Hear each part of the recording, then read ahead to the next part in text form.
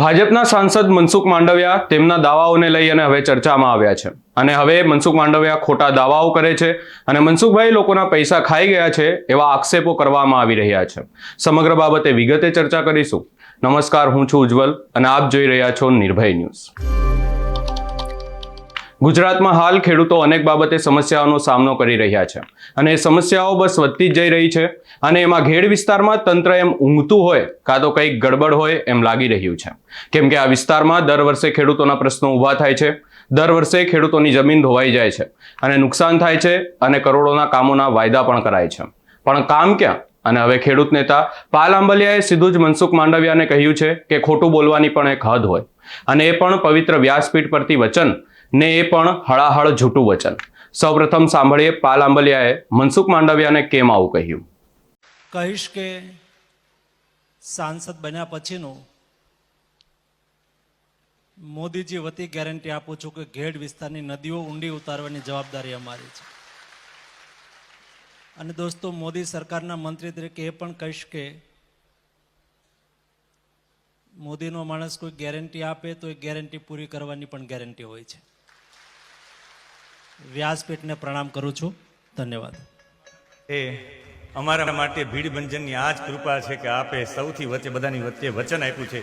કિરીટભાઈ, આપની જવાબદારી હવે આ વચન પ્રમાણે અને આપ ભગવાન આપની ઉપર કૃપા। એટલે આ મનસુખભાઈ માંડવિયા કેન્દ્રીય મંત્રી અને આ વિસ્તારના સંસદ સભ્ય શ્રી માનનીય અર્જુનભાઈ મોઢવાડિયા, માનનીય દેવાભાઈ માલમ, માનનીય અરવિંદભાઈ લાડાણી, આ ત્રણેય ધારાસભ્યો અને માનનીય સિંચાઈ મંત્રી કુંવરજીભાઈ બાવળિયા ને મારો સીધો સવાલ છે જે મેં ગત મે મહિનામાં પૂછ્યો હતો કે આ 139 કરોડ તમે વાપર્યા છે ક્યાં, એનો જવાબ આપો। આ 139 હવે તમને ખબર પડી, આ મારી પાછળના જે દ્રશ્યો દેખાય છે આવી જ રીતે વપરાઈ ગયા, ખિસ્સામાં પડી ગયા। અને જે હું વારે વારે કહું છું, 40% કમિશનની આ સરકાર, આમાં ઘેડમાં તો 40% નહીં 4%નું કામ કરી અને 96% કમિશનની આ સરકારે આ કામ કર્યું છે ને એના કારણે ખેડૂતોના મકાન નદીમાં પાણીમાં તણાઈ જાય છે, એના કારણે ખેડૂતોના ખેતરો તણાઈ જાય છે।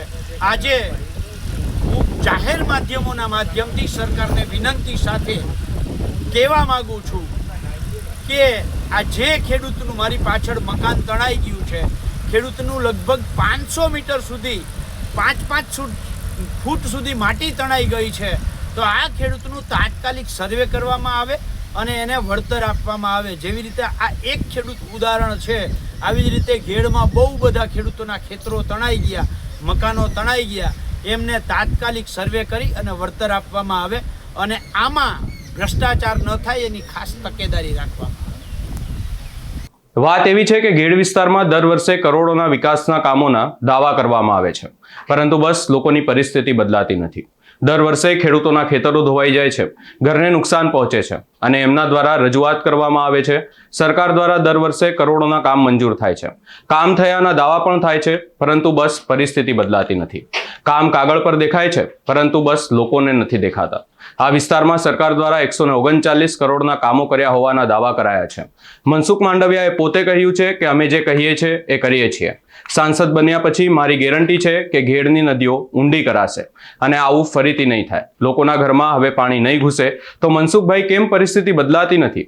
તમે સાંસદ બન્યા છો પણ ક્યાં સુધી આવું ચાલતું રહેશે? હવે સાંસદ બન્યા છો તો કામ તો કરો, અને તમને સમય ના મળતો હોય તો તમારા જે ત્યાંના ધારાસભ્ય છે અર્જુનભાઈ મોઢવાડિયા, એમને પૂછો, એમને કહો લોકોની મુલાકાત કરે, એમની સમસ્યા સાંભળે। 1300 કરોડના કામ મંજૂર થયા, 1300 કરોડ ગયા ક્યાં? એટલે હવે જે લોકો તમને સાંસદ બનાવ્યા એમના માટે વાયદા કર્યા એક પૂરા તો કરો। તમારા ધારાસભ્યોને કહો કે લોકોની વચ્ચે જાય અને સાંભળે અને વાયદા પૂરા કરે। સમગ્ર બાબતે આપનો શું અભિપ્રાય છે અમને કમેન્ટ કરી જરૂર જણાવશો। અમારી ચેનલ નિર્ભય ન્યૂઝને લાઇક, શેર અને સબસ્ક્રાઇબ કરવાનું ભૂલશો નહીં।